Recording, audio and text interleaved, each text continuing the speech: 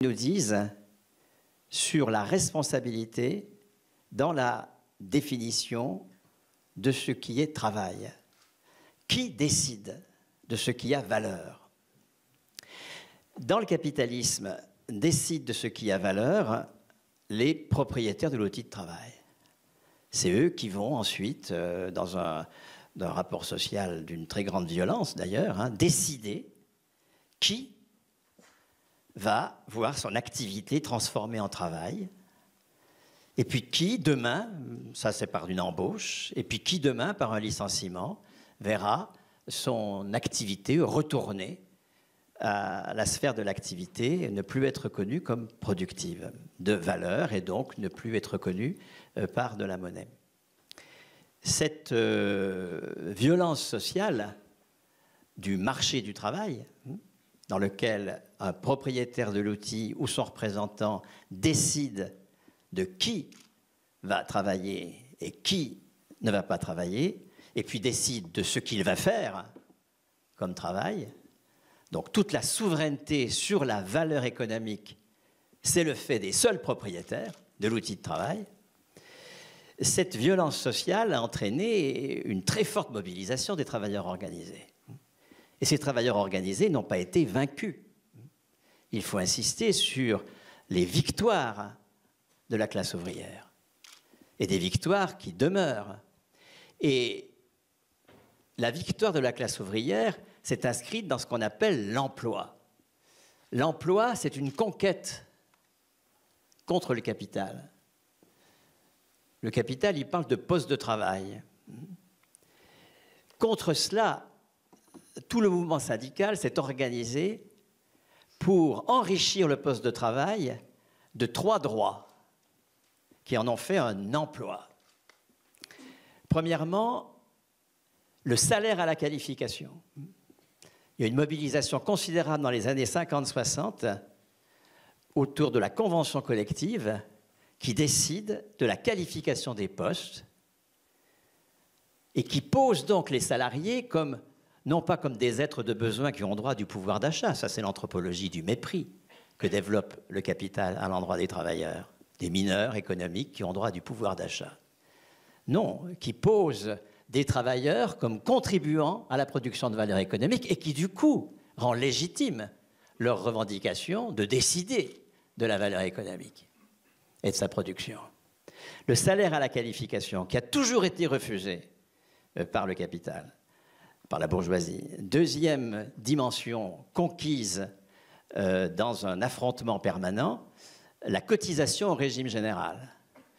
La cotisation au régime général vient bousculer la pratique capitaliste de sécurité sociale qui sont des régimes d'entreprise, des régimes de branches, des régimes gérés par des compagnies d'assurance, des régimes, tout cela, des régimes complémentaires, tout ça c'est la sécurité sociale capitaliste. Je ne sais pas, l'Agirc Arrco aujourd'hui, vous voyez, les mutuelles, tout ça c'est la sécurité sociale capitaliste. Contre cela, le mouvement ouvrier a conquis le régime général géré par les travailleurs eux-mêmes. Il l'a été de 1946 à 1961. Pendant 15 ans, les travailleurs ont géré l'équivalent de la moitié du budget de l'État au départ, puis du budget de l'État dans les années 60, en élisant les directeurs de caisse, donc dans une forme de démocratie sociale tout à fait intéressante, des administrateurs qui étaient eux-mêmes élus. Et puis, troisième élément de l'emploi qui a été imposé à la bourgeoisie, c'est le code du travail. C'est le fait de respecter des règles d'embauche, des règles de licenciement, des règles d'horaire, de sécurité, de santé, etc., etc. L'emploi a toujours été combattu par la bourgeoisie. Toujours.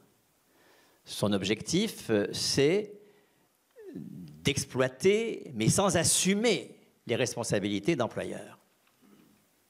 Donc vous voyez que toute proposition qui déconnecte les ressources de l'emploi peut être pain béni pour le capital. Si la classe dirigeante file 1 000 € par mois comme revenu universel, Qu'est-ce que les intéressés vont faire avec ces 1 000 €? Mais ils vont travailler, bien sûr.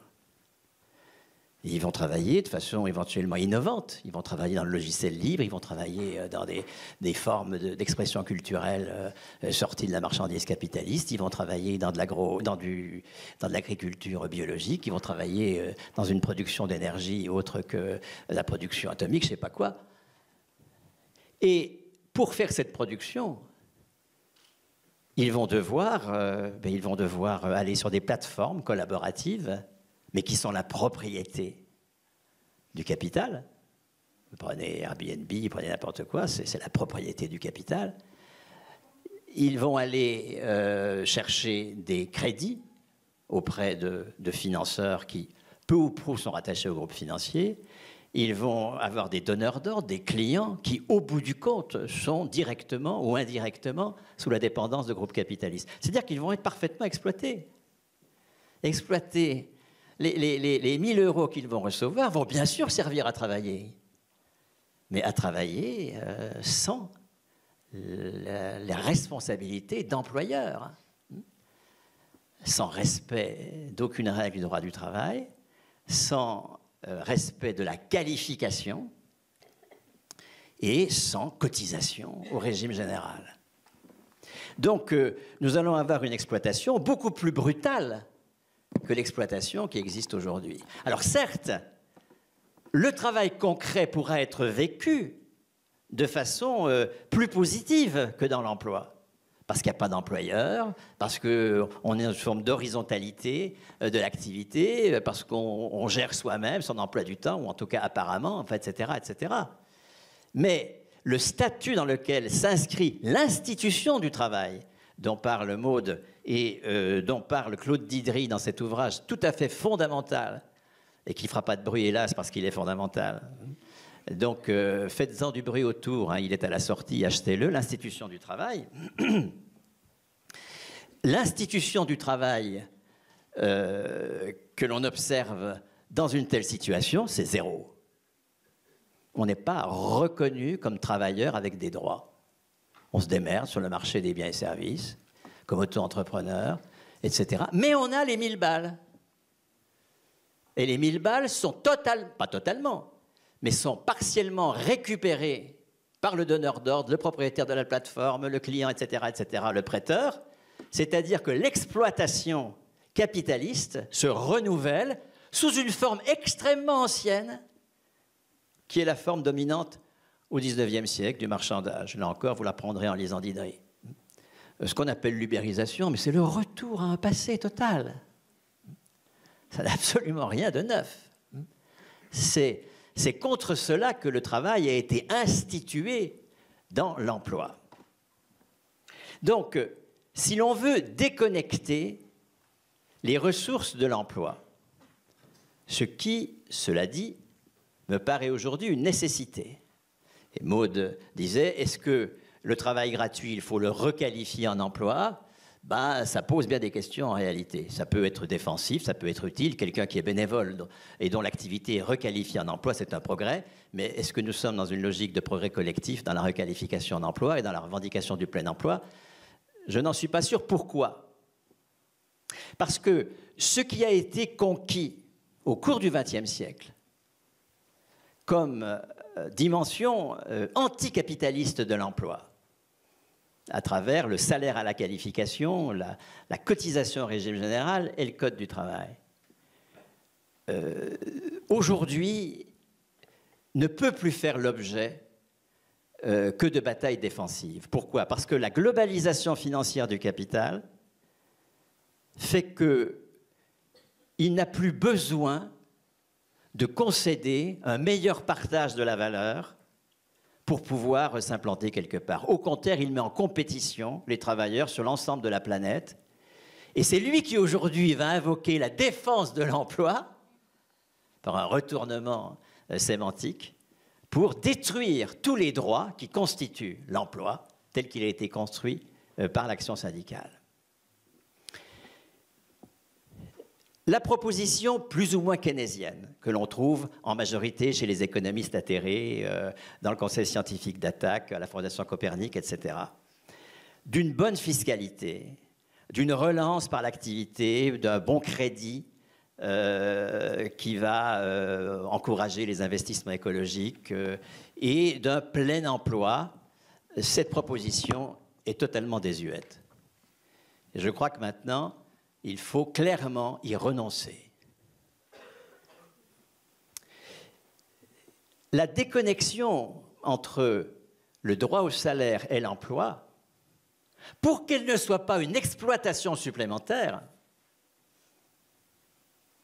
à partir où on a pris acte que l'on ne peut plus, territoires nationaux par territoires nationaux, et à l'international c'est encore pire évidemment, qu'on ne peut plus imposer au capital un meilleur partage de la valeur au bénéfice du travail, déconnecter le salaire de l'emploi, renoncer au projet de plein emploi et à toute la dimension keynésienne dont il est porteur, ça suppose de se battre pour que nous devenions, nous, souverains sur la valeur économique.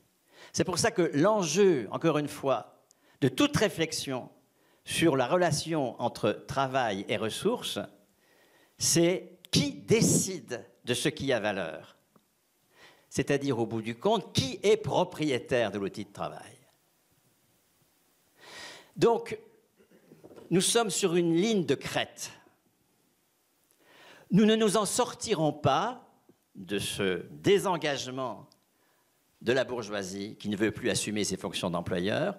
Nous ne nous en sortirons pas par une revendication de vrai plein emploi. Mais nous ne nous en sortirons pas non plus par une déconnexion entre salaire et emploi qui laisserait, comme je l'ai démontré, je l'espère, une exploitation de tous ces travailleurs dotés de 1 000 € par mois encore plus forte que dans l'emploi. La solution, mais on n'a pas à chercher midi à 14 h, la solution c'est celle que nos anciens ont commencé à mettre en place. La solution, c'est de maîtriser l'investissement par sa subvention et non pas par le crédit. Et c'est donc pour sortir du chantage au crédit, qui est consubstantiel au capitalisme, et puis c'est sortir du marché du travail, non pas par le bas de l'infra-emploi tel que l'a décrit Maud, mais par l'au-delà de l'emploi, qui a déjà ses anticipations dans la fonction publique, chez la moitié des retraités qui ont une pension proche de leur salaire, bref, qui sont dans du salaire à vie. Le salaire à vie et la subvention de l'investissement pour sa maîtrise populaire dans des entreprises qui deviennent la propriété de leurs salariés, voilà le seul dépassement par le haut de l'emploi. Oui, il faut sortir de l'emploi, mais pas pour pire. Il s'agit de et le pire, c'est le revenu de base. Il s'agit de sortir de l'emploi par le haut, et cela, ça suppose, c'est une condition sine qua non, que nous continuions ce que nos anciens continuaient à faire, c'est-à-dire changer le mode de production. Changer le mode de production, c'est changer deux choses, le régime de propriété et le statut du producteur. Comment est-ce que la bourgeoisie l'a emporté sur la féodalité? Pas par un meilleur partage de la valeur féodale grâce à une bonne fiscalité. Sinon, on serait toujours dans la féodalité. Elle n'a pas dit, au toi de là que je t'y mette pour faire de la féodalité, que je m'y mette, pour faire de la féodalité à ta place. Elle n'a pas cherché à mieux répartir la valeur. Elle a produit autrement. Elle a changé la définition du travail. Elle a changé les institutions du travail. Elle a remplacé le servage par le marché du travail. Elle a remplacé la propriété aristocratique par la propriété lucrative. Ça a été très long, il a fallu des siècles. Nous sommes engagés depuis un siècle dans une bataille similaire. Non pas piquer dans la poche du patronat l'argent qui y est, pour ne rien changer à la valeur. Encore une fois, si c'est ce qu'avait fait la bourgeoisie, nous serions toujours dans la féodalité. Mais produire autrement, changer la pratique de la valeur, passer d'une production capitaliste à une production communiste. Or, précisément, nous avons commencé. Nous avons commencé, d'une part, en remplaçant le marché du travail par le salaire à vie. actuellement, 12 millions de personnes dans ce pays sont en salaire à vie. C'est-à-dire un salaire à la qualification, pas un forfait, quelque chose qui les reconnaît comme producteurs et qui les débarrasse du marché du travail. Souvent, d'ailleurs, quand on interroge des retraités, il y a une espèce de ouf. Enfin, je vais pouvoir travailler. J'ai plus besoin de passer par le marché du travail pour être reconnu comme producteur et en capacité de le faire. Mais encore faut-il être reconnu par du salaire, évidemment, et du salaire à la qualification. Et puis, nous avons commencé à le faire en subventionnant l'investissement par une hausse des cotisations au lieu de faire appel au marché des capitaux ou au crédit public. L'inconvénient du crédit public, c'est qu'il légitime le crédit privé et qu'il continue à nous faire entrer dans la religion, une croyance totalement religieuse, qu'il faut du crédit pour investir. J'ai enseigné 30 ans l'économie, ça faisait partie de la Bible. On ne peut pas imaginer un autre financement de l'investissement que le crédit. Bien sûr que si. En quoi c'est de la religion, ça? Mais parce que dans le capitalisme, de fait, ceux qui financent, ils font du crédit. Mais ils font du crédit avec de l'argent qu'ils nous ont volé ou qu'ils vont nous voler.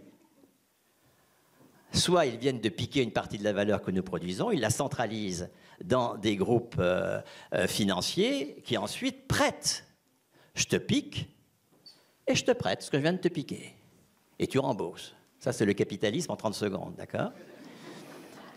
Ou bien alors, ils créent de la monnaie, mais sous forme de crédit. Et là encore, nous allons devoir passer notre temps à rembourser. Alors que nous avons inventé l'alternative. Encore une fois, la classe ouvrière, elle est victorieuse, elle n'est pas défaite. Il faut absolument sortir de ce postulat des sciences sociales qu'il n'y a qu'une classe pour soi, la bourgeoisie. Et qu'en face, il y a des gens qui peuvent être des victimes, des gens qui peuvent être des dissidents, des gens qui peuvent être en révolte, mais qui ne sont pas un sujet macroéconomique alternatif en capacité d'inventer une production de valeur économique alternative. Mais si, bien sûr que si, que nous le faisons. Comment est-ce que nous avons financé l'investissement hospitalier dans les années 60? Comment est-ce qu'on a transformé les mouroirs qu'étaient les hôpitaux en CHU, etc.?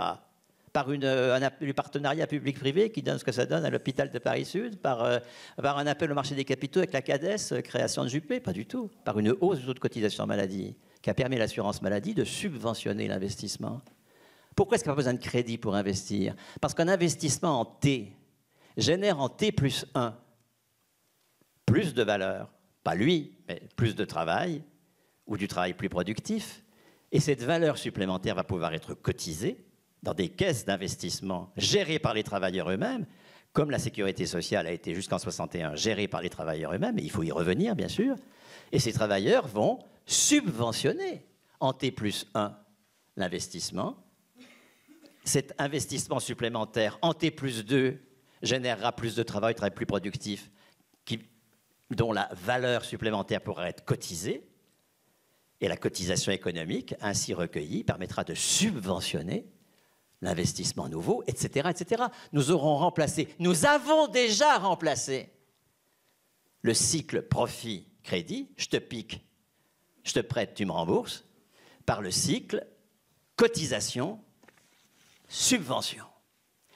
Donc, si nous voulons maîtriser la valeur, condition nécessaire pour sortir de l'emploi par le haut et non pas par le bas.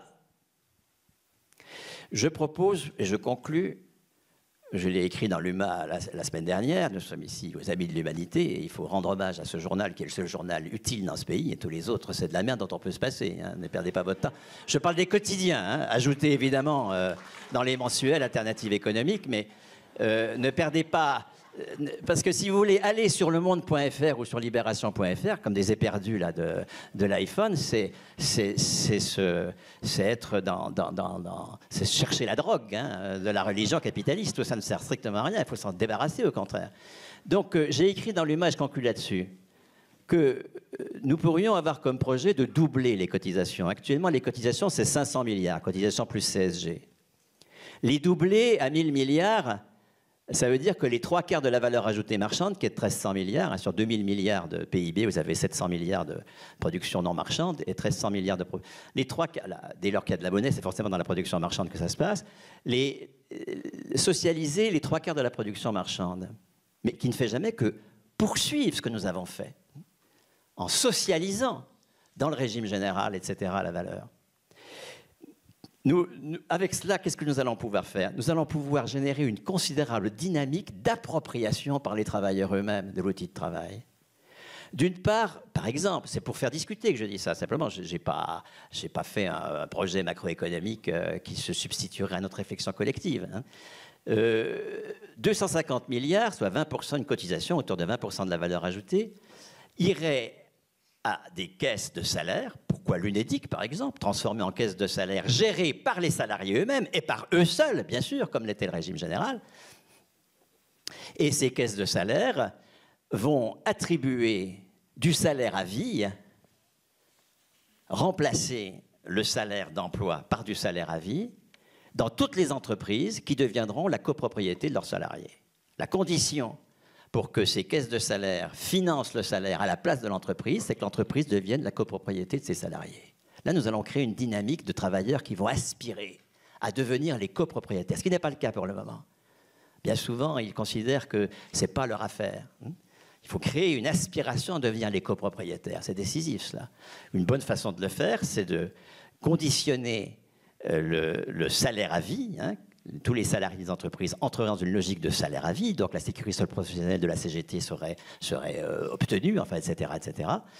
Dès lors que l'entreprise serait remise à la nation et que les salariés en deviendraient les copropriétaires d'usage. Et puis, deuxième partie des 500 milliards, une cotisation économique qui va des caisses d'investissement qui se substituent aux banques, elles aussi, caisses d'investissement gérées par les seuls travailleurs et qui vont subventionner l'investissement des entreprises qui deviendront la propriété de leurs salariés. La condition d'accès à cette subvention sera que l'entreprise change de statut et devienne la propriété de ses salariés. Vous voyez que là, ça suppose évidemment que nous prenions, ne serait-ce que sur des strapontins et pendant un an, le pouvoir d'État. C'est ce qu'a fait le Parti communiste en 1946, pendant un an, 5 ministres sur des strapontins, et il a fait merveille. Régime général, statut de la fonction publique, nationalisation des DFG, etc. Ce n'est pas nécessaire forcément de conquérir tout le pouvoir politique. Parce qu'on ne peut conquérir tout le pouvoir politique qu'une fois que le mode de production économique a été changé. La bourgeoisie ne conquiert le pouvoir politique qu'à la fin du XVIIIe, alors que depuis le XIVe, elle entreprend de changer le mode de production. N'espérons pas que ce sera différent pour nous. Mais encore faut-il que nous conquérions, ne serait-ce que sur des strapontins, et provisoirement, de quoi légiférer dans des institutions qui seront supportées par la détermination des salariés à gérer eux-mêmes la production.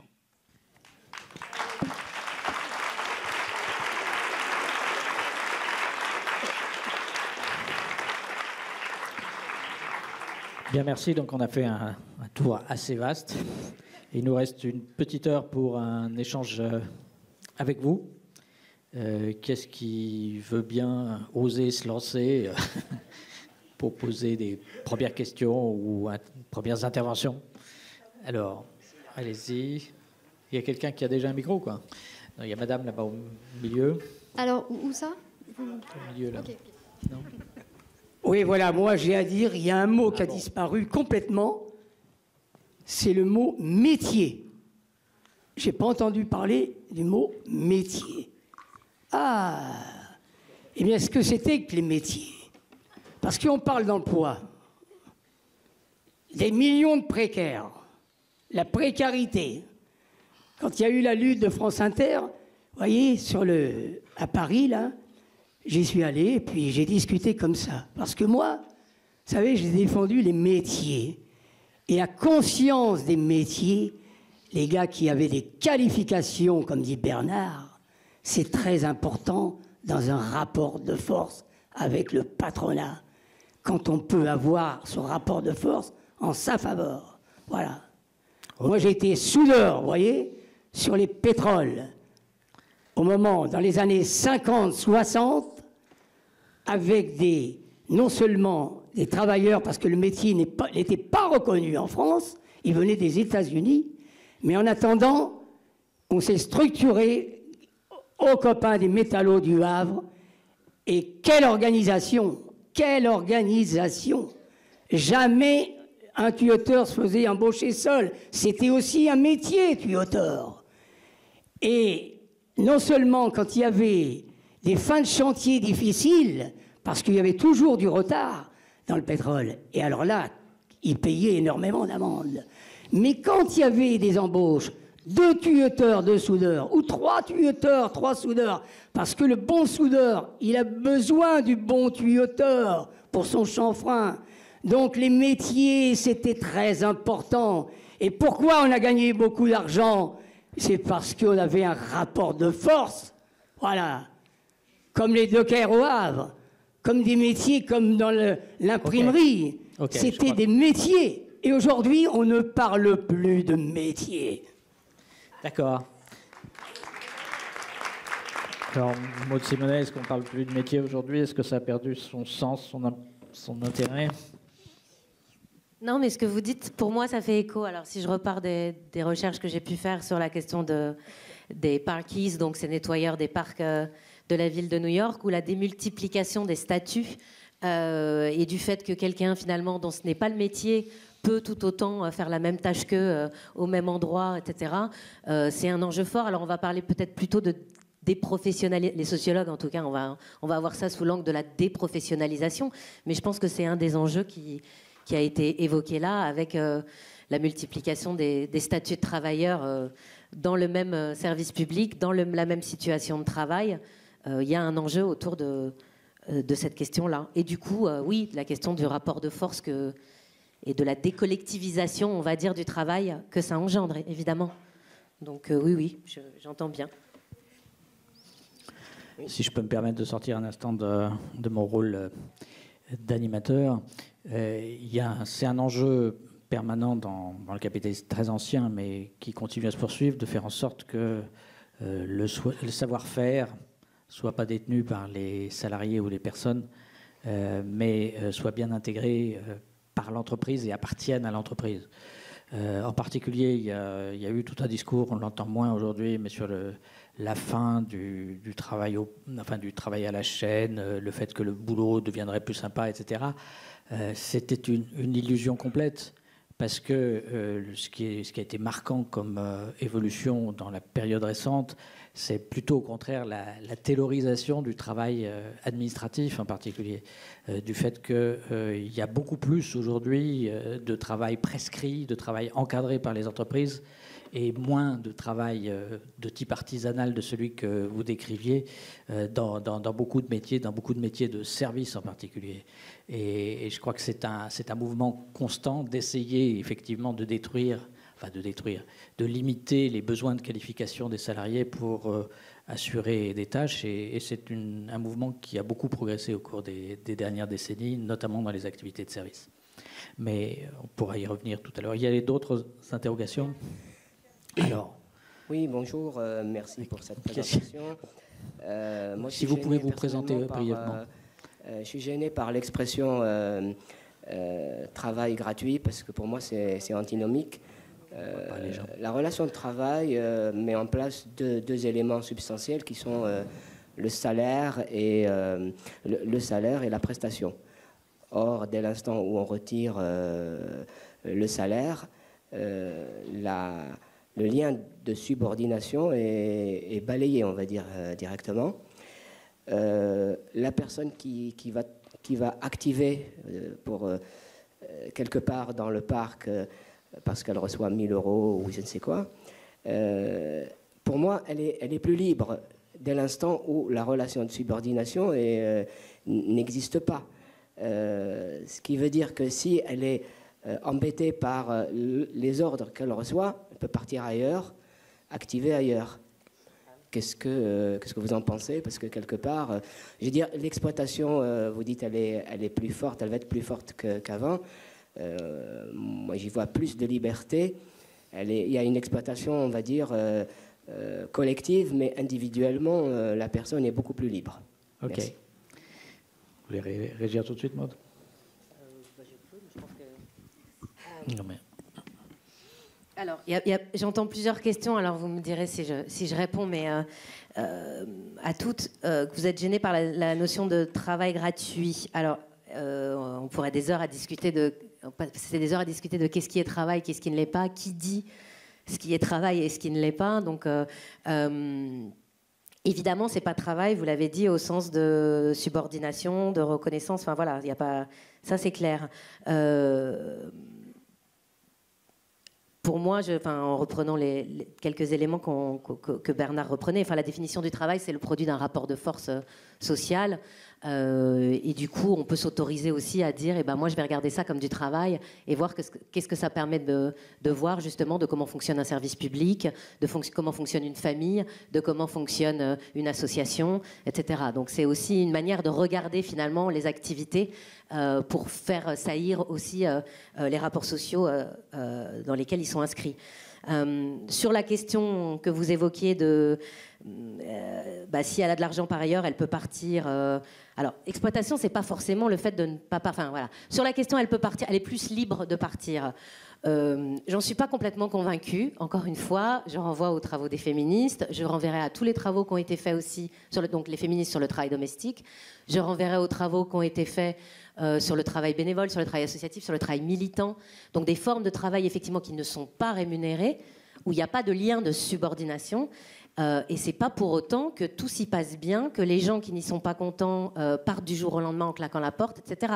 Donc je pense que c'est une erreur de croire que ces espaces-là sont des espaces qui sont libérés de plein de rapports sociaux qu'on trouve dans le travail. Donc là, effectivement, j'en suis pas du tout certaine, pour avoir fait des tonnes d'entretiens avec des bénévoles qui n'étaient pas du tout heureux dans les structures dans lesquelles ils étaient, qui parfois du coup restent en se mobilisant, en prenant position, en faisant savoir qu'ils sont pas contents, etc.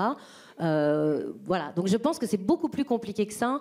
Allez voir même les travaux sur les salariés associatifs, où vous verrez aussi tous les enjeux. Mais là, ils sont salariés, oui, mais la dimension militante vient jouer aussi contre finalement cette dimension des droits. Toute la mobilisation des salariés associatifs, ça a été de faire comment est-ce qu'on peut être finalement des vrais salariés, comment on peut faire respecter le droit du travail alors qu'on est aussi des militants et que du coup on a tendance à rester le soir tard et que du coup on a tendance à revenir le week-end et que du coup on a tendance à jamais demander d'augmentation, à pas se plaindre de notre patron parce que c'est un copain militant aussi. Donc attention quoi, cette dimension de l'engagement, elle tient aussi, c'est un lien aussi et elle permet pas de partir aussi facilement qu'on le croit. Donc je suis moi j'ai travaillé justement sur cette question, c'est une question d'un chapitre de mon livre, de dire à partir du moment où on enlève la subordination au sens juridique du terme, est-ce que pour autant quelles sont finalement les contreparties et vous verrez que c'est loin d'être si simple. Donc je suis pas du tout persuadée de ça. Deuxièmement, donc sur cette question de la liberté, sur la question de l'exploitation, encore une fois, je reviens à ce que disait Bernard. Je crois que Bernard a dit pour le secteur privé ce que moi je montrais pour le secteur public. Je crois qu'on peut être très heureux de faire quelque chose, le faire avec passion, avoir le sentiment qu'on le fait pour soi, pour son engagement, et être exploité. Je suis désolée de revenir sur cette grosse notion qui est celle d'exploitation, mais je crois qu'il faut être capable de penser ça. Je vais vous donner un exemple très clair, qui là pour le coup n'est pas dans le secteur public et dans le secteur privé. J'ai fait une petite enquête sur l'affaire des blogueurs du Huffington Post. Je ne sais pas si vous avez entendu parler de cette histoire. En 2011, Arianna Huffington, donc, qui est à la tête du Huffington Post, vend le Huffington Post pour 310 millions de dollars à AOL. Et là, tout d'un coup, les blogueurs, qui sont des milliers donc à être des blogueurs bénévoles sur le Huffington Post, attaquent, font une action de classe, class action, une action de groupe, en nom collectif, contre Arianna Huffington, en disant « Vous l'avez vendu à ce prix-là, il y a eu un profit énorme qui a été fait. Or, ce journal fonctionne en grande partie grâce à la valeur qui a été produite par les blogueurs. » Donc, ils ont attaqué en disant « On demande au moins un tiers du profit qui a été réalisé parce que ce profit, c'est nous qui l'avons créé, c'est notre travail. » Et ils ont montré d'ailleurs, si vous regardez le procès, c'est extrêmement intéressant. Ils montrent en plus qu'on a été les chercher, qu'on leur demande en plus de diffuser ce qu'ils ont écrit. Donc il y a tout un encadrement de leur travail, etc. Ils perdent leur procès. Qu'est-ce que leur répond le juge ? Le juge leur répond « Mais personne vous avait dit que vous serez payé pour faire ça. Vous avez accepté en toute conscience. Personne vous a menti. Personne vous a trompé. Personne vous a dit que c'était une œuvre caritative. Personne vous a dit que c'était... » Donc, voilà, on ne vous a pas menti. Simplement, le fait que... Et ils le disent eux-mêmes, parce que moi, j'ai interviewé, par exemple, le leader de l'action de classe, qui est par ailleurs un grand syndicaliste sur le droit des écrivains, etc. Mais lui-même me dit, en même temps, il a été très coriace, et en même temps, il avait écrit 250 billets pour le Huffington Post avant d'avoir la vision du profit qui avait été réalisé. Ça me faisait vraiment penser à ce que disait Bernard tout à l'heure. C'est-à-dire que oui, on peut être... je crois que, encore une fois, bon, moi j'ai un peu discuté avec les gens autour des plateformes numériques, etc.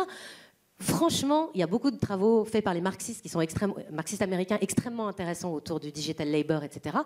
Mais je pense qu'on oublie un tout petit peu les leçons du féminisme sur la question du travail et de l'exploitation. Christine Delphi, elle dit l'exploitation, c'est l'appropriation du travail d'autrui. Et c'est cette idée qu'à un moment donné, votre travail vous échappe. Et ça peut, effectivement, je crois que ça nous oblige à réfléchir aussi à nos catégories. Et je crois que c'est très visible dans le cas du Huffington Post parce qu'il y a de la production de valeur. Je pense qu'on pourrait le dire aussi, parfois, dans les services publics, voire dans le secteur associatif, cette idée qu'à un moment donné, le travail qui est produit vous échappe. Voilà.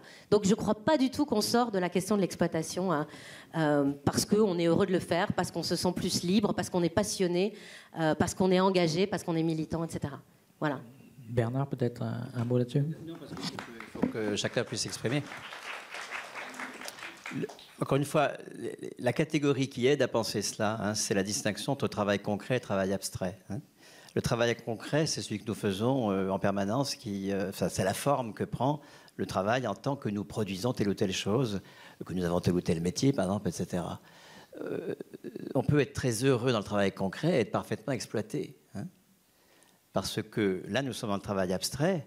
La valeur que nous produisons va être appropriée par ceux qui ne l'ont pas produite, par des propriétaires, des prêteurs, des propriétaires de plateformes, des propriétaires de la boîte qui nous achète ce que nous faisons, etc., etc.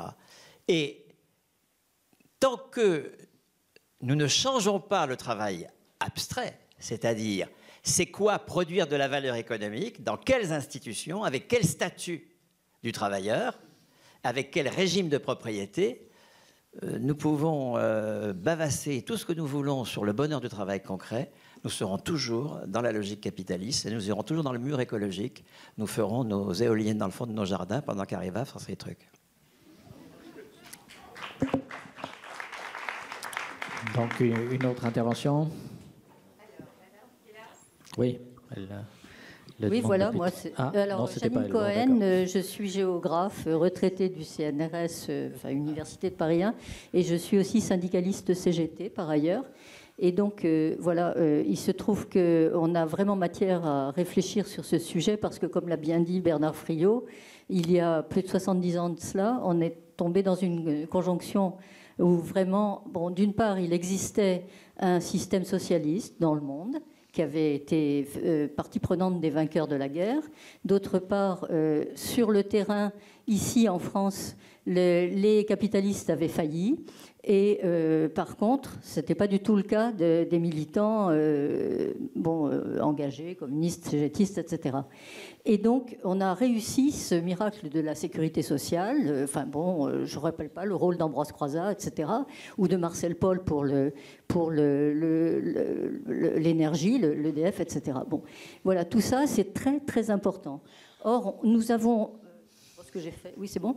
Je ne sais pas comment c'est arrivé, mais par exemple, en 68, on a réclamé, la CGT très fortement a réclamé une loi sur la formation professionnelle.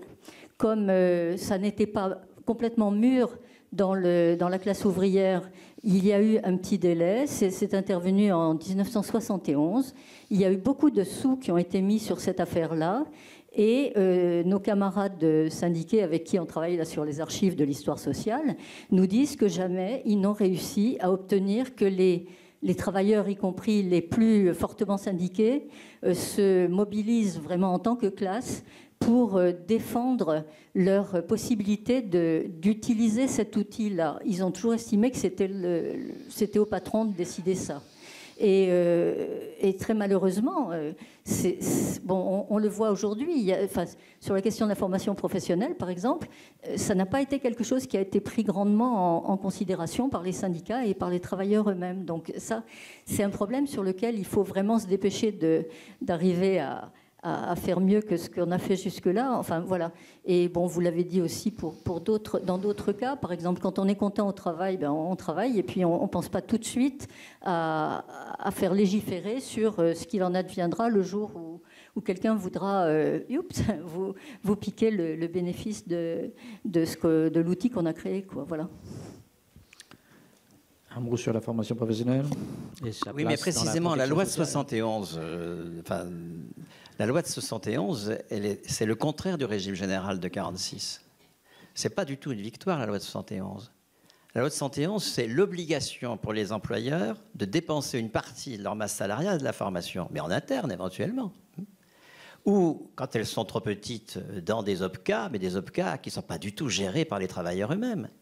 C'est-à-dire que la capacité... Moi, je ne crois pas au peuple vertueux.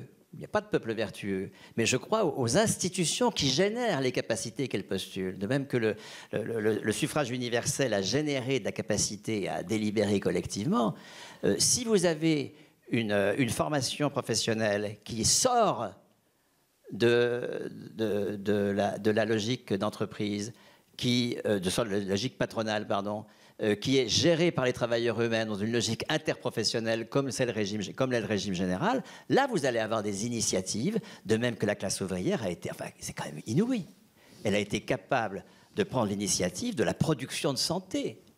10% du PIB est produit par des travailleurs qui ne mettent pas en valeur de capital.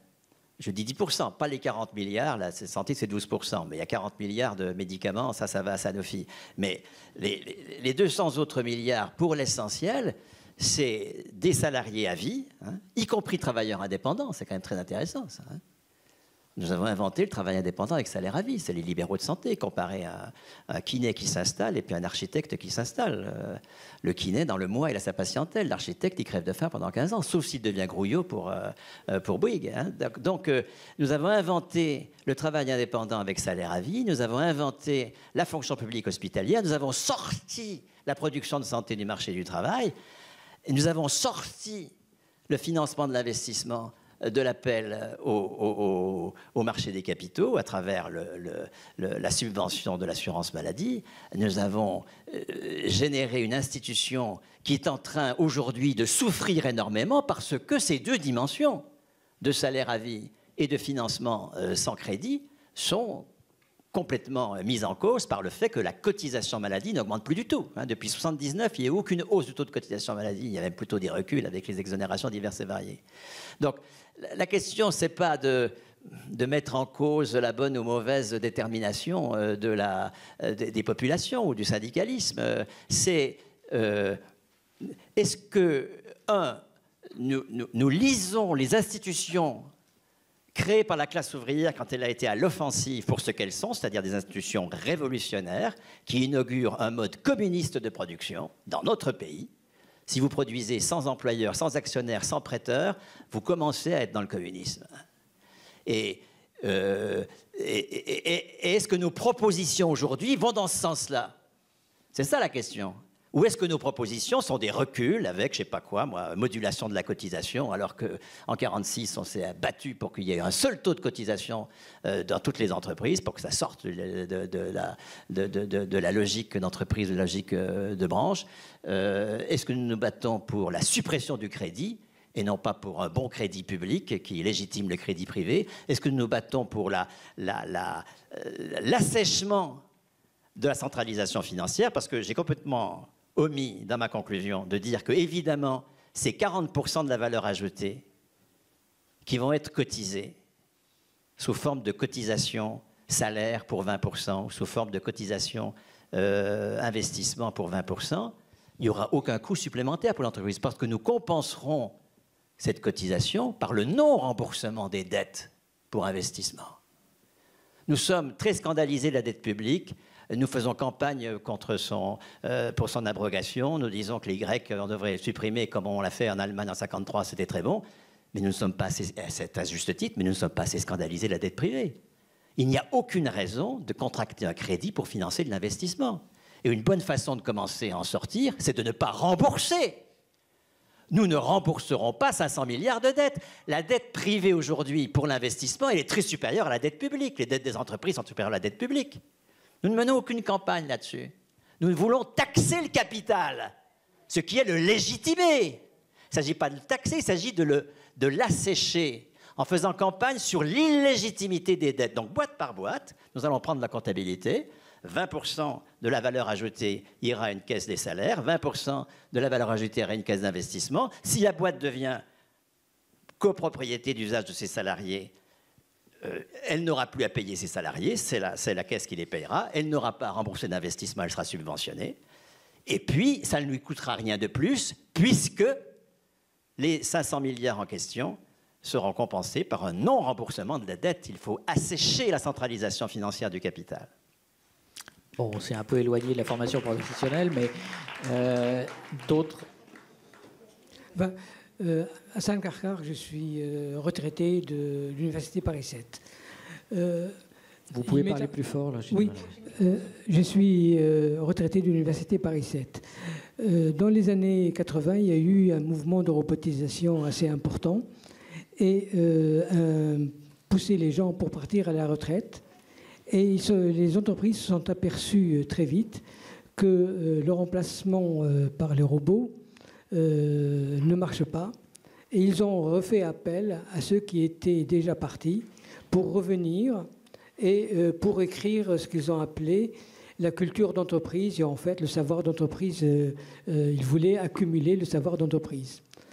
Ce problème se trouve aussi lorsque on veut, les ouvriers veulent acquérir une entreprise. Le prix qui est proposé à ce moment-là tient compte non pas seulement des investissements des machines qui étaient là, mais du savoir-faire qui était créé par les différents, la collectivité des salariés a créé une valeur supplémentaire à ces machines-là. Et souvent, lorsqu'on veut racheter l'entreprise, on leur fait payer non seulement ce savoir-faire qui leur appartient, mais il faut leur faire payer. Et donc, je parle de ça parce que dans le fait d'acquérir le bien de production, effectivement, c'est la façon d'arrêter ce vol de savoir-faire.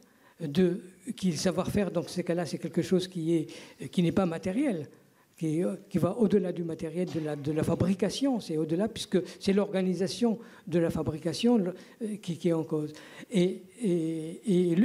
Donc, moi, je pense que c'est ce vol qui n'est pas, comment s'appelle, sur lequel la loi qui est apparue pour l'appropriation par une scope d'une entreprise ne prend pas en compte ce problème-là. D'accord. Donc, à qui appartient le savoir-faire des salariés? Est-ce que les entreprises réussissent à se l'approprier quand elles automatisent? Est-ce que Bernard, vous avez... Encore une fois, moi, je réagis de façon plutôt circonspecte au propos initial de Daniel sur le métier. Parce que le métier, c'est ce qui a divisé complètement les salariés en permanence. Ils se revendiquaient d'un métier, ils ne se revendiquaient pas d'une classe sociale, ils ne se revendiquaient pas du salariat. Et le bouquin de Didry, justement, il montre très bien comment, à travers le Code du travail, à travers une forme d'abstraction du travail dans le Code du travail, à travers l'évolution des conventions collectives qui ont qualifié des postes, on a unifié les horaires et les mensuels, on a unifié les ingénieurs, les ouvriers, les cadres. On a constitué un dispositif homogène au niveau de l'établissement, qui n'est pas suffisant. La globalisation financière montre maintenant qu'au niveau de l'établissement, les syndicats n'ont strictement aucun interlocuteur. On ne peut plus conquérir un rapport de force au niveau de l'établissement, c'est terminé, cela totalement, et qu'il s'agit de s'approprier davantage encore de culture économique sur l'entreprise en tant que telle, et c'est ce qui s'opère. Les travaux de Didry le montrent très bien à propos d'une montée en qualification économique des élus, des communautés d'entreprise, etc., etc. Donc, qu'il y ait appropriation du savoir-faire par une forme de protocole, par des choses comme cela, dans l'entreprise. Mais pourquoi pas? À condition que l'entreprise soit la propriété des salariés. C'est ça la question. La question centrale, elle est toujours là. Qui est propriétaire? Qui décide? Et comment, Par quel chemin voulons-nous augmenter la part de la production qui est produite par des entreprises dont les salariés sont propriétaires? Nous avons un échec total des coopératives, hein, au bout d'un siècle et demi. Les coopératives qui sont vraiment un cadre juridique très intéressant, au bout d'un siècle et demi, nous avons 50 000 salariés en coopérative pour 25 millions d'actifs, c'est-à-dire rien du tout, hein. Donc, il faut tenir compte de cet échec, montrer qu'on ne peut pas, si on ne change pas la donne macroéconomique de la propriété, on ne peut pas sortir de la marginalité des formes d'entreprises qui sont la propriété de leurs salariés. Et ça ne tient pas qu'au fait que vous signalez très justement, hein, des difficultés qu'il y a quand il y a reprise de l'entreprise par les salariés. Bien sûr qu'il s'agit d'aider à ces reprises, mais toutes ces coopératives-là resteront très marginales tant que nous ne continuerons pas le mouvement qui a été celui de la classe ouvrière, créer des institutions macroéconomiques alternatives.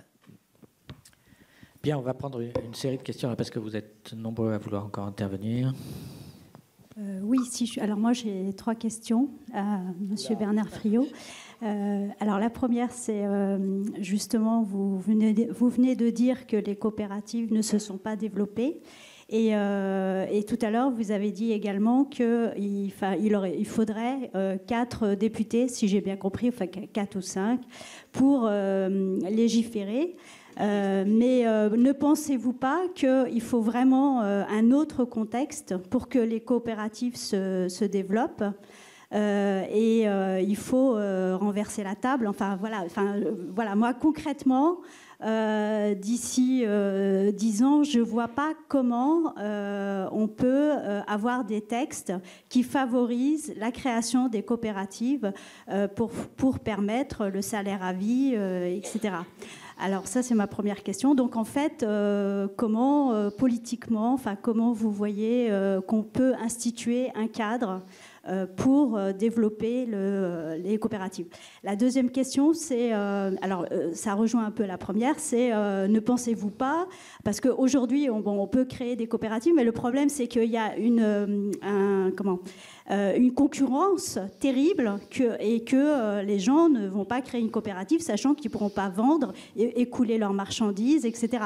Donc le libre-échange, c'est quand même un poids central qui fait qu'on ne peut pas développer d'entreprises dans les pays, en tout cas les pays développés, où certains besoins sont saturés, etc.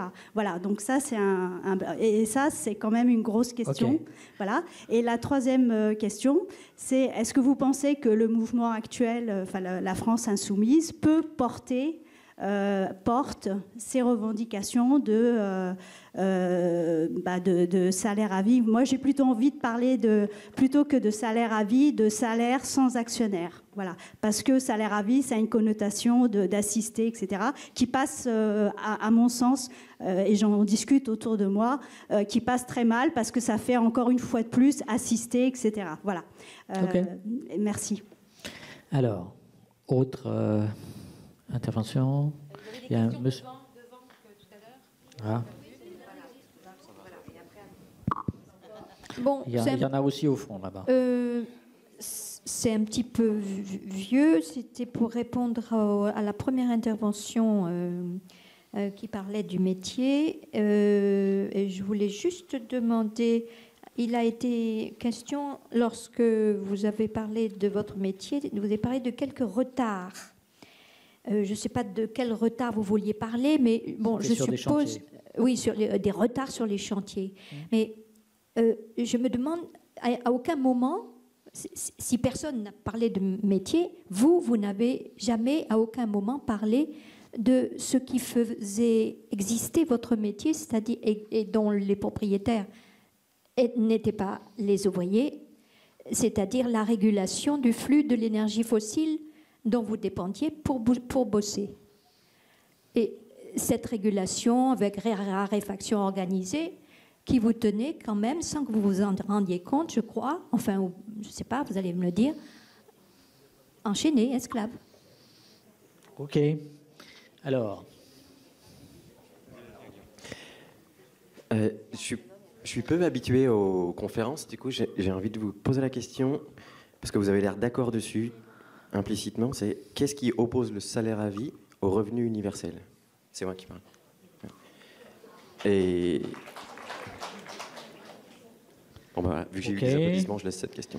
Alors, il y avait deux personnes là au fond qui réclament...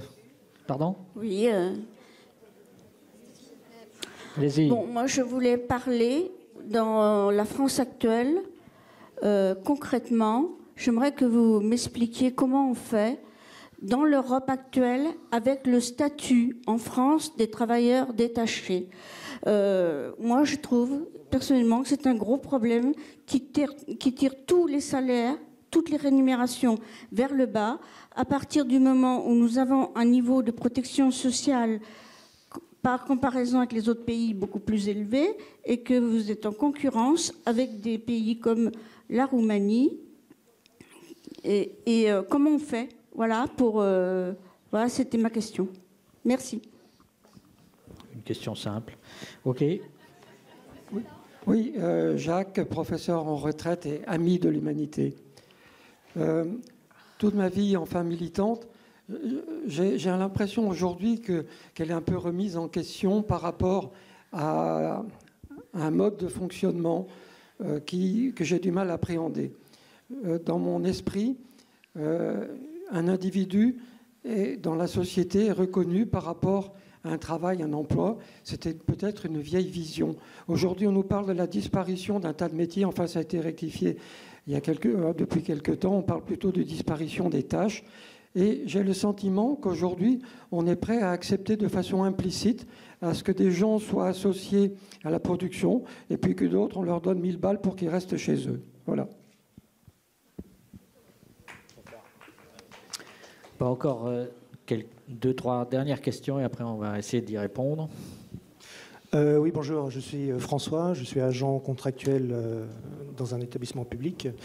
Et je voulais revenir à la question du revenu inconditionnel d'activité. Je voulais revenir à la question du revenu inconditionnel. Et je me posais la question, imaginons que je sois, je sais pas, je sois poète, j'écrive des vers, ou je sois peintre, et que mon œuvre n'intéresse absolument personne et n'intéresse pas les coopératives de travailleurs. Comment je fais pour vivre? Voilà.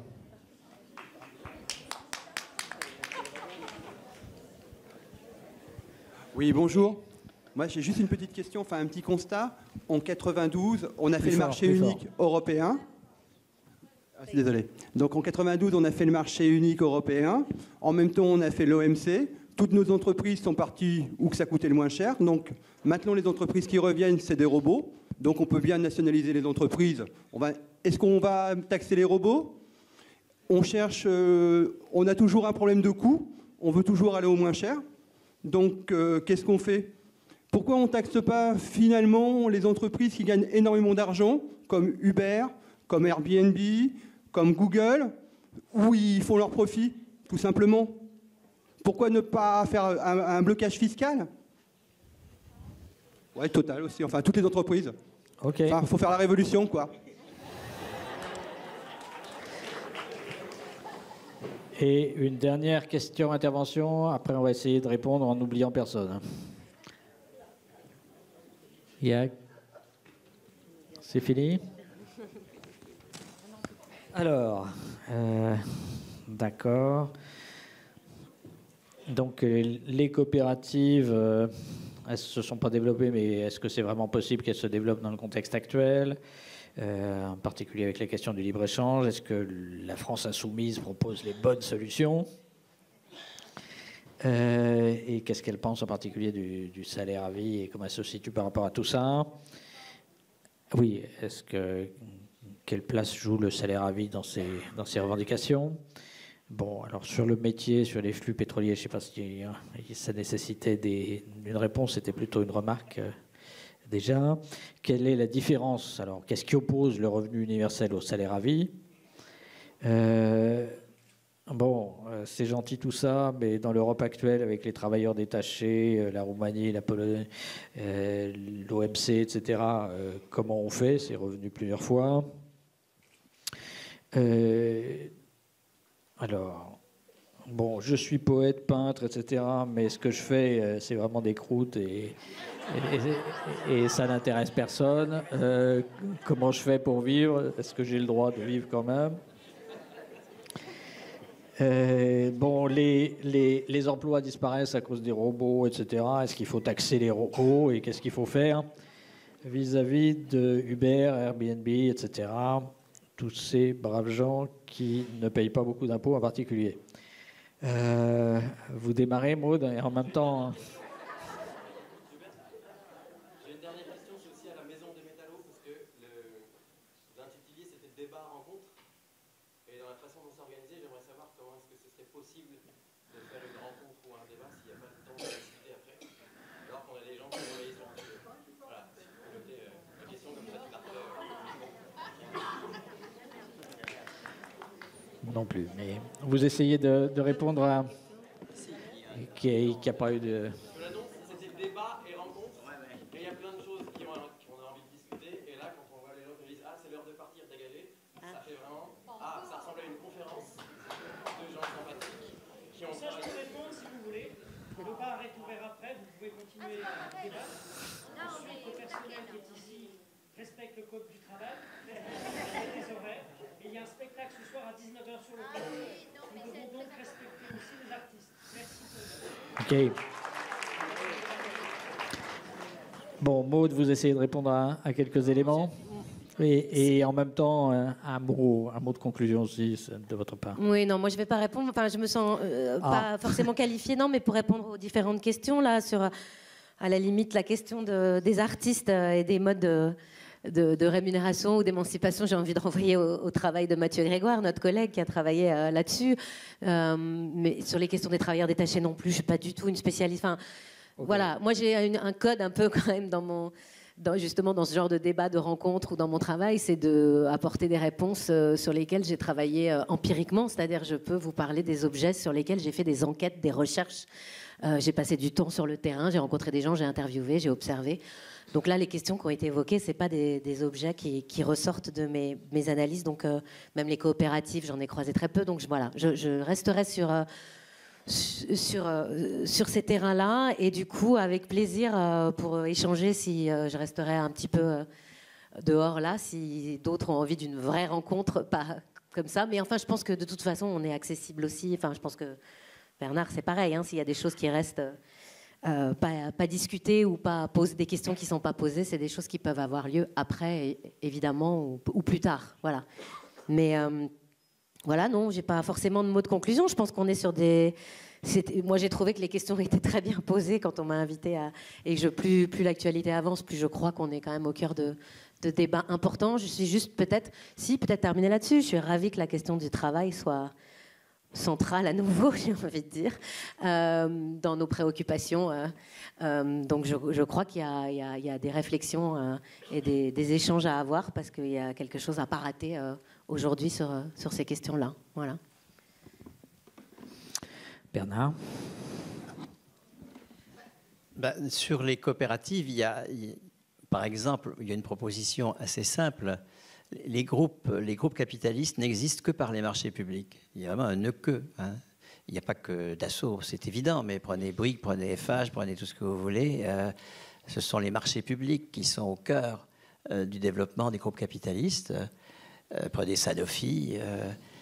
Et il y a une forme d'indignation populaire devant le fait que cet argent public enrichisse des actionnaires. Pourquoi ne popularisons-nous pas l'idée que les marchés publics doivent être réservés aux entreprises qui sont la propriété de leurs salariés? Là, nous allons sortir les coopératives de la marginalité. Au contraire, ils vont avoir un énorme marché. Voilà des choses assez simples dont je m'étonne même que nous ne les développions pas de façon plus évidente. Oui, parce qu'on n'ose pas mettre la question de la... c'est pas gros. ce qu'a fait, enfin c'est pas plus gros, et on a plus de tremplin parce qu'il y a eu tout le travail de nos anciens. C'est pas plus gros que de récupérer pour les gérer nous-mêmes le tiers de la masse salariale. C'était le cas en 46 et ça a augmenté ensuite jusqu'en 60.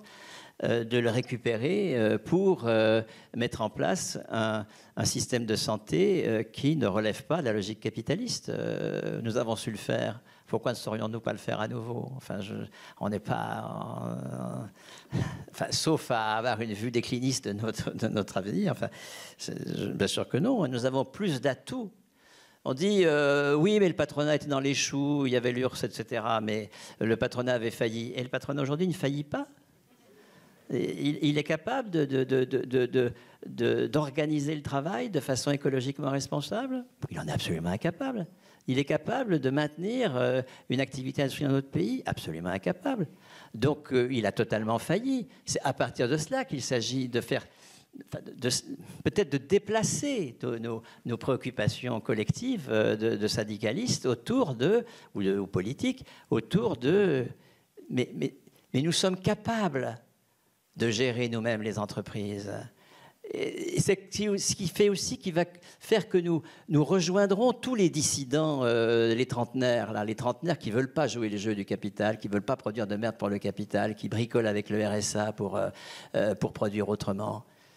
Si nous voulons leur parler d'une façon qui soit audible, parce qu'ils peuvent très bien être tentés, après tout, par un revenu de base à 800 balles inconditionnel, ce sera quand même mieux que les 450 balles du RSA, avec une lettre de la CAF toutes les semaines leur disant qu'ils ont trop touché, trop perçu, trop machin, etc., etc. Et si nous voulons pouvoir nous adresser à eux, encore faut-il que nous montrions que nous avons déjà créé le travail indépendant avec salaire à vie, mais que ça suppose une institution macroéconomique qui s'appelle la cotisation salaire, la cotisation économique. Les coopératives sortiront de leur marginalité lorsque nous instituerons davantage la socialisation de la valeur sous une forme communiste, c'est-à-dire dans des caisses d'investissement gérées par les travailleurs eux-mêmes et qui vont subventionner l'investissement. Tout ça est possible puisque nous avons construit un collège par jour, entre 65 et 75, en faisant appel au partenariat public-privé, en augmentant l'impôt, c'est-à-dire en mutualisant la valeur sous une forme non capitaliste. C'est ça la question. Continuons. On n'a pas inventé l'alternative. Je vois quelqu'un qui voudrait à tout prix intervenir. Intervenez, s'il vous plaît.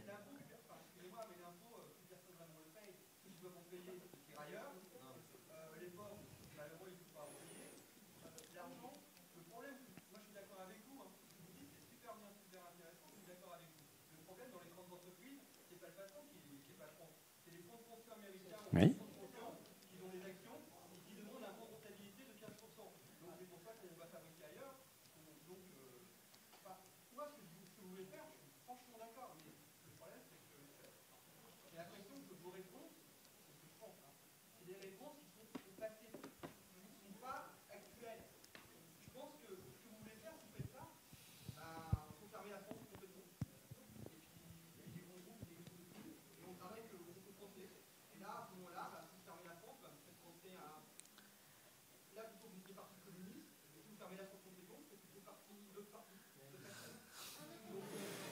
Bon.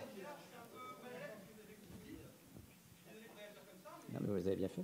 Vous faites bien, okay. Il faut intervenir, au contraire. Si vous voulez, moi je n'ai jamais parlé de protectionnisme. Je suis absolument contre le protectionnisme. Et c'est nous qui produisons la valeur. Ce n'est pas les bouts de papier des actionnaires. À partir du moment où nous avons l'outil de travail et où nous produisons, nous pouvons relocaliser des tas d'activités. Bien sûr que par ailleurs, des activités doivent être produites en division internationale du travail, mais nous pouvons parfaitement faire ce que nous avons fait à propos de la sécurité sociale, des accords bilatéraux dans lesquels nous organisons de manière concertée entre des populations qui s'emparent à l'échelle où c'est possible aujourd'hui, c'est-à-dire à l'échelle nationale. C'est le seul lieu politiquement possible pour une expression populaire aujourd'hui, qui s'empare de la valeur et qui passe des accords internationaux. Je suis absolument contre le protectionnisme.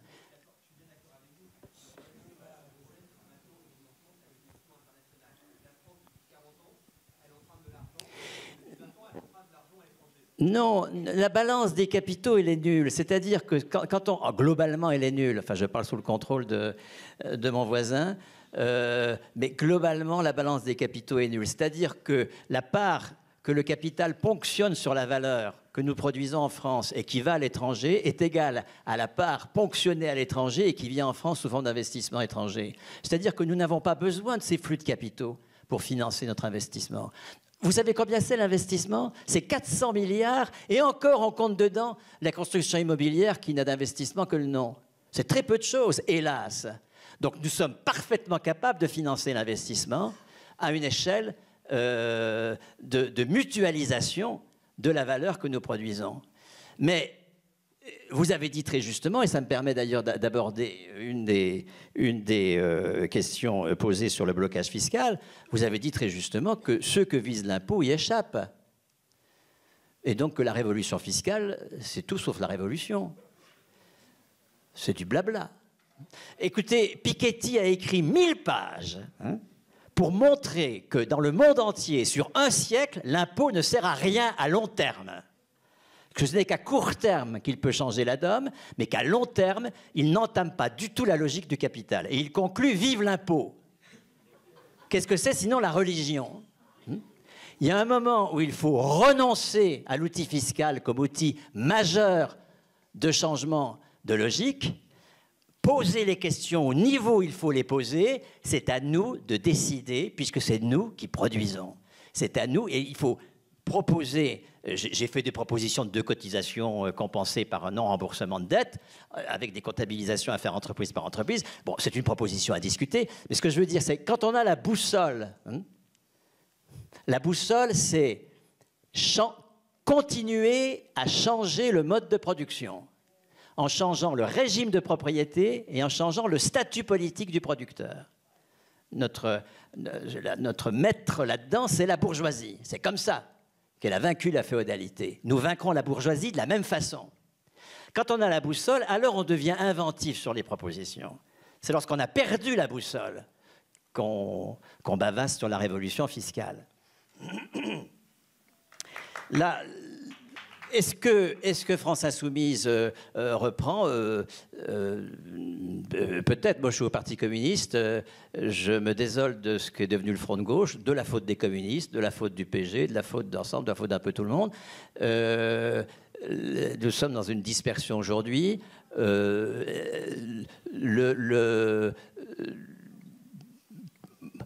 vous voulez, j'ai fait une audition.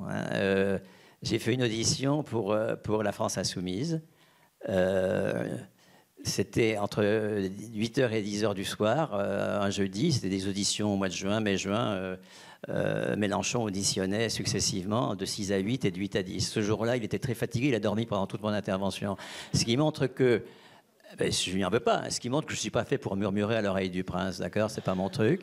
Ce qu'il faut faire, c'est changer d'abord nos cultures à la base. Nous avons des cultures politiques, des cultures syndicales qu'il faut changer. Il faut que nous déplacer le temps syndical. Les meilleurs de nos militants passent leur temps à discuter dans des instances où on ne peut que réduire les droits. Si le temps qu'ils passent ainsi, ils le passaient auprès des salariés, à l'auto-organisation des salariés, à la conviction que nous sommes les seuls légitimes pour décider au travail, et d'abord dans les lieux qui sont libérés partiellement de capital, d'abord dans la fonction publique. Les syndicats de la fonction publique, leur rôle, c'est d'auto-organiser les salariés pour qu'ils résistent aux ordres contre leur déontologie. Nous avons un statut, les fonctionnaires, qui nous permet de résister. Qu'est-ce que nous faisons? En quoi sommes-nous à la hauteur de notre statut? C'est ça, voilà, des choses. Nous devons faire la preuve qu'il vaut mieux travailler dans des lieux libérés du capital que dans des lieux qui ne le sont pas. C'est très simple à dire, et très compliqué à faire. Mais si enfin nous avions des programmes avec des énoncés simples, clairs, qui disent les choses au niveau où il faut les dire, on est entendu. Vous savez, moi je suis communiste, la sécurité emploi-formation, personne n'y comprend rien. Vous dites salaire à vie, brusquement, vous avez des tas d'oreilles qui se lèvent. Alors peut-être que salaire sans actionnaire, c'est mieux parce que ça montre les deux dimensions. Hein, qu'il faut à la fois être les propriétaires et être libérés du marché du travail. Pourquoi est-ce qu'il faut être libéré du marché du travail si nous voulons être propriétaires? Parce que si c'est l'entreprise qui nous paye, un jour ou l'autre, nous la fermerons. Parce que nous serons soumis au chantage de la boîte. C'est pour ça qu'il ne faut pas que ce soit l'entreprise qui paye les salariés. Il faut que les salariés, leurs ressources ne dépendent pas de l'entreprise. Afin que leur capacité d'intervenir... un des échecs soviétiques, c'était l'entreprise-providence. L'entreprise-providence, ça ne peut jamais marcher.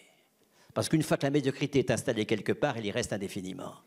Il s'agit au contraire d'un statut interprofessionnel. C'est pour ça qu'il faut se battre pour une cotisation unique et non pas des cotisations modulées comme nous le faisons à la CGT, au Parti communiste, qui sont des non-sens. Mais en fait, la question ne m'était pas posée, donc je ne vais pas répondre à une question qui ne m'est pas posée. Qu'est-ce qui distingue le salaire à vie du revenu de base? Mais encore une fois, rien si les tenants du revenu de base disent premier niveau à 1500 balles, parce qu'en dessous, il ne faut quand même pas rigoler, d'accord? Le premier niveau de salaire à vie ne peut pas être inférieur à ce que nous revendiquons comme SMIC, parce que nous sommes... C'est comme travailleurs que nous sommes reconnus par un salaire à vie. Ce n'est pas comme êtres de besoin qui avons droit à 800 balles. Donc, si c'est sur 1500 balles, moi, j'ai aucun problème, comme premier niveau. Ensuite, il s'agit... et si il est clair que le cœur de la bataille, c'est l'appropriation de l'outil de travail par les travailleurs. Si les tenants de gauche du revenu de base sont là-dessus, eh bien, on finira par trouver un accord. Pour le moment, ça n'est pas le cas. Les travailleurs détachés... Mais bien sûr, mais les travailleurs détachés, ça n'est jamais qu'une des formes du marchandage. Je vous renvoie encore au bouquin de Didry. Achetez le bouquin de Didry à la sortie, s'il vous plaît. Il n'y en a que 10 exemplaires, donc précipitez-vous dessus.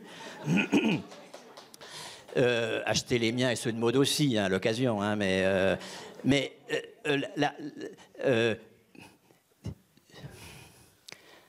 le salariat s'est constitué au XXe siècle contre le marchandage. Or, qu'est-ce que c'est que les travailleurs détachés? C'est une forme internationale de la sous-traitance. Et la bataille contre la sous-traitance ne peut être victorieuse que si l'on supprime les différences de convention collective, que si les droits des salariés sont totalement interprofessionnels et si les droits sont des droits liés à la résidence. Que tout résident, quelle que soit sa nationalité, ait les mêmes droits. Ce qui veut dire aussi, d'ailleurs, que les retraités qui vivent à Agadir n'auraient pas leur pension, d'accord? Parce que, bien sûr, parce qu'il s'agit de poser que notre droit à ressources, il est lié au fait que nous contribuons au bien commun, bien sûr, dans l'espace dans lequel nous vivons. Si mon œuvre n'intéresse personne et que je suis poète, ben, j'arrêterai d'être poète parce que cet échec professionnel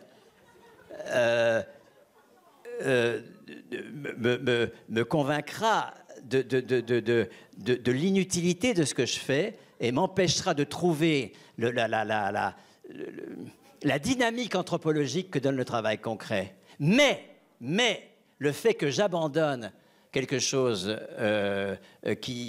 dont l'intérêt est négligeable ne veut pas dire que je vais avoir la double peine de cumuler l'échec professionnel et la mort sociale du chômage, ou la mort sociale de devoir rembourser les emprunts que j'ai faits quand j'étais auto-entrepreneur. Pourquoi est-ce qu'il faut du salaire à vie? C'est pour qu'il y ait du rebond possible. Bien sûr, quelqu'un qui fait des mauvaises pizzas avec du salaire à vie, un jour, il devra fermer boutique parce qu'il ne pourra plus payer les fournisseurs. Et cette sanction-là sera considérable. Ne la doublons pas de la sanction qui devra rembourser des emprunts ou je ne sais pas quoi, ou qu'il n'aura pas de salaire. Si nous voulons faire la transition écologique avec toute la mobilité économique que ça va, il faut absolument que nous ayons un salaire à vie. Le salaire à vie, c'est la condition du rebond. Mais le salaire à vie, ce n'est pas la société sans obligation ni sanction.